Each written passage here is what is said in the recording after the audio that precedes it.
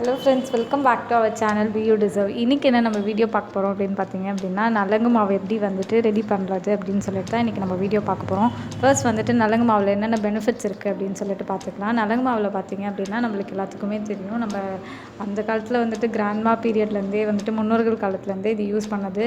இப்போ வர ஜென்ரேஷனில் நிறையா என்ன தான் க்ரீம்ஸு பவுடர்ஸ் இது எல்லாமே வந்தாலும் இது அந்த காலத்தில் யூஸ் பண்ணுறதுனால நல்ல பெனிஃபிட்ஸ் இருக்கும். ஸோ அதனால் இது எப்படி ரெடி பண்ணலாம் அப்படின்னு சொல்லிட்டு தான் இன்றைக்கி நம்ம வீடியோ பார்க்க போகிறோம். ஃபர்ஸ்ட் பெனிஃபிட்ஸ் என்ன நலங்கு மாவில் அப்படின்னு பார்த்தீங்க அப்படின்னா, நம்ம ஸ்கின்னில் இருக்கக்கூடிய ஆயில் எக்ஸஸ், டர்ட்ஸ் இது எல்லாமே நல்லா ரெடியூஸ் பண்ணி கொடுக்கும். பொதுவாகவே நம்ம ஸ்கின்னில் பிஹெச் பேலன்ஸ் அப்படின்னு சொல்லிட்டு ஒன்று செக்ரேட் ஆகும். ஸோ அது நல்லாவே பேலன்ஸ் பண்ணி கொடுக்கும். தென் அடுத்தது பார்த்தீங்க அப்படின்னா நலங்கு மாவில் மெயின் இன்க்ரீடியன்ஸ் கஸ்தூரி மஞ்சள் ஆட் பண்ணுவோம். கஸ்தூரி மஞ்சளில் ஆன்டிஃபங்கல்ஸ், ஆன்டி-பேக்டீரியல்ஸ் இருக்குது. ஸோ இது இருக்கனால நம்ம ஸ்கின்னில் வரக்கூடிய ஸ்கார்ஸ் அதெல்லாம் இருந்தால் நல்லா ரெடியூஸ் பண்ணி கொடுக்கும். ஸோ இதுதான் பெனிஃபிட்ஸு. தென் அதுக்கப்புறம் லாஸ்ட் ஒன் பார்த்தீங்க அப்படின்னா, நம்ம ஸ்கின்னில் நிறைய மினிமைஸான போஸ் இது எல்லாமே இருந்தாவே அது எல்லாத்தையும் ரெடியூஸ் பண்ணி கொடுக்கும். ஸோ வாங்க அடுத்தது பார்த்தீங்க அப்படின்னா நலங்கு மாவு எப்படி ப்ரிப்பேர் பண்ணலாம் அப்படின்னு சொல்லிட்டு வீடியோக்குள்ளே போயிடலாம்.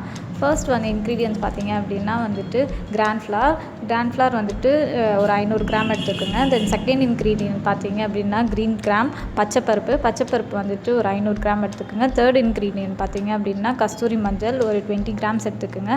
தென் ஃபோர்த் இன்க்ரீடியன்ஸ் பார்த்தீங்க அப்படின்னா சந்தனம், சாண்டல் பவுடர் நிறையா கிராசரி ஷாப்ஸ்லேயே பவுடராகவே கிடைக்குது. ஸோ நீங்கள் அதை வாங்கி யூஸ் பண்ணுறதுனால யூஸ் பண்ணிக்கலாம்.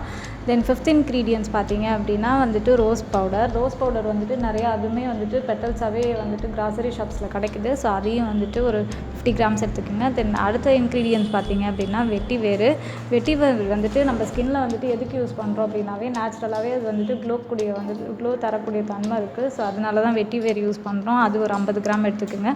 Then last and final ingredients வெந்தயம், ஃபெனுக்ரி சீட்ஸ் ஆட் பண்ணுறோம். ஃபெனுக்ரி சீட்ஸ்லேயும் நல்லா ஸ்கின்னை ஆன்டி-பேக்டீரியல், ஆன்டி-ஃபங்கல்ஸ் எதாவது இருந்தால் அது எல்லாத்தையுமே ரெடியூஸ் பண்ணி கொடுக்கும். ஸோ அது ஒரு 25 கிராம் எடுத்துக்கோங்க.